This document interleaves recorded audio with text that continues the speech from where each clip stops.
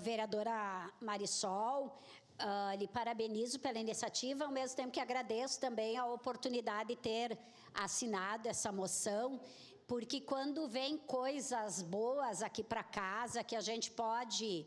Muita gente até diz o que uma moção vai fazer de diferente, enfim, mas só o fato de podermos ler, podermos debater, termos recebido aqui a Vanessa falando de uma questão que é muito pouco discutida, essas discussões das doenças raras, elas têm vindo nos últimos anos para a sociedade, para a gente conhecer, saber como o Estado, né, aqui eu falo desde o município, o Estado, o governo federal pode colaborar com essas pessoas, porque se são raras, para aquela família, para aquela pessoa, talvez a pessoa mais importante da sua vida.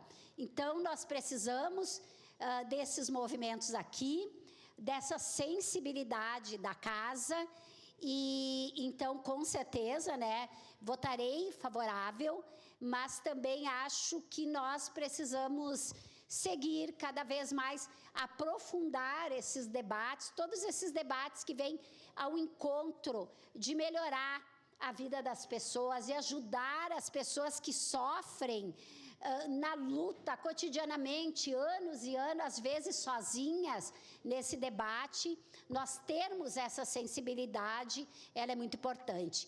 Então, mais uma vez, parabéns e agradeço, assim como toda a nossa bancada, a oportunidade de termos votados e apoiado essa moção. Obrigada. Obrigado, vereadora. Encerradas as declarações de voto.